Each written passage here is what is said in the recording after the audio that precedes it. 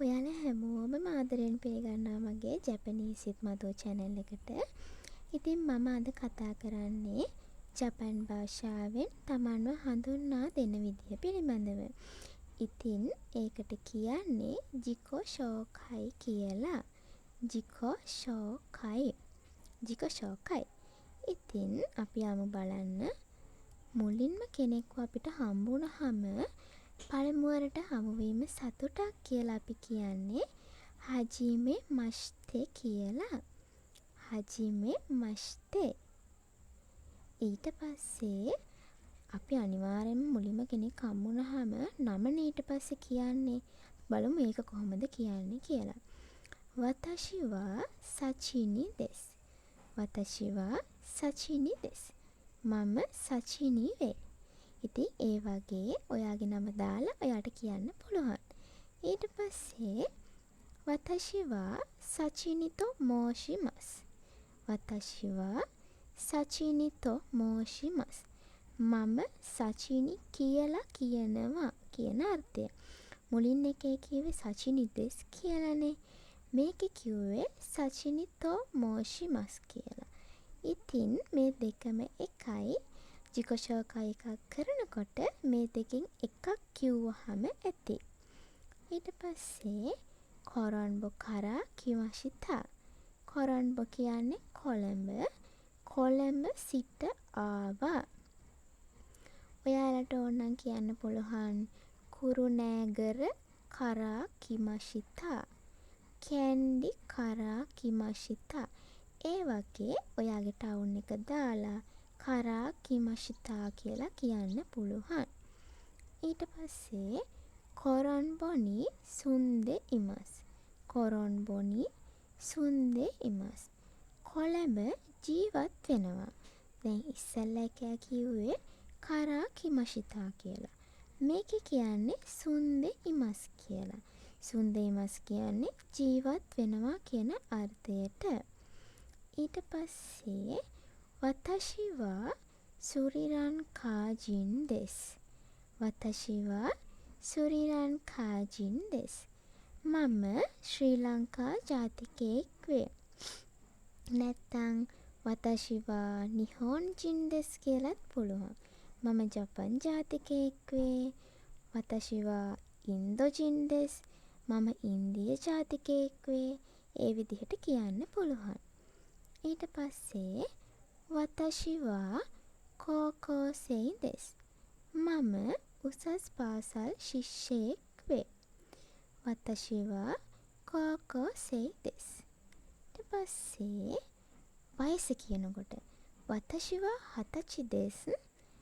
මගේ වයස අවුරුදු 20ක් කියලා කියනවා.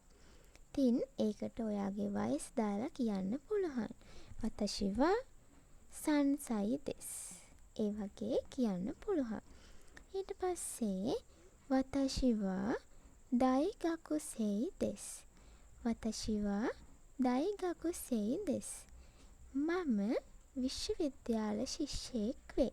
ඉතින් උසස් පාසල් ශිෂ්‍යයෙක් විශ්වවිද්‍යාල ශිෂ්‍යයෙක් කියලා දෙකක් කියන්න ඕන නැහැ.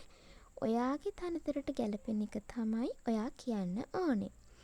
ඊට පස්සේ වතෂි නො ශූමි වා හොන් ඕ යොමු කොතෝ දෙස්. වතෂි නො ශූමි වා හොන් ඕ යොමු කොතෝ දෙස්. මගේ විනෝදාංශය පොත් කියවන දෙය වේ. ඊට පස්සේ ඒකටම තව පුළුවන් වතෂි නො ශූමි වා එයිගාවෝ මිරුකොතෝ දෙස්. මගේ විනෝදාංශය චිත්‍රපට බලන දෙය වේ. මගේ විනෝදාංශය චිත්‍රපටි බලන දෙය වේ. ඊට පස්සේ වතෂි නො ශූමි වා තෙරුබියෝ මිරුකොතෝ දෙස්. මගේ විනෝදාංශය රූපවාහිනී බැලීම වේ. දැන් වතෂි වා නිහොන්ගෝ ගා සුකී දෙස්. වතෂි වා නිහොන්ගෝ ගා සුකී දෙස්. මම ජපන් භාෂාවට කැමති වේ. නැත්තම් වතෂි වා සින්හරගෝගා සුකී දෙස්. මම සිංහල භාෂාවට කැමති වේ. වතෂි වා ඒයිගෝගා සුකී දෙස්. මම ඉංග්‍රීසි භාෂාවට කැමති වේ. ඒ වගේ කියන්න පුළුවන්. ඊට පස්සේ ඉත්සුකා. ඉත්සුකා කියන්නේ කවදා හරි. ඊපස්සේ තියෙනවා ඉකුත්සුමොරි දෙස් කියලා. ඉකු කියන්නේ යනවා. tsumori කියන්නේ කුත්සුමොරි කිව්වහම බලාපොරොත්තු. tsumori යන අර්ථයෙන්නේ බලාපොරොත්තු යන අර්ථය. ඉතින් ඉත්සුකා නිහොන් ඒ ඉකුත්සුමොරි දෙස්. කවදා හරි ජපානයට යන්න බලාපොරොත්තු වෙනවා. ඊට පස්සේ අන්තිමේටම දෝසෝ යොරොජිකු ඔනෙගයි shimasu.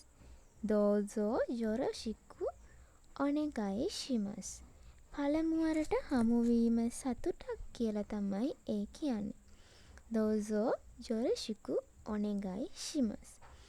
ඉතින් මම හිතනවා මගේ වීඩියෝ එක ඔයාලට ප්‍රයෝජනවත් වෙන්න ඇති කියලා. ඉතින් ඒ වගේම ඔයාලා තාමත් මාව subscribe කරේ නැත්නම් මාව subscribe කරන්න කියලා මම ඔයාලගෙන් ආදරෙන් ඉල්ලනවා. ඒ වගේම මාත් එක්ක එකතු වෙච්ච හැමෝටම සුබ දවසක්.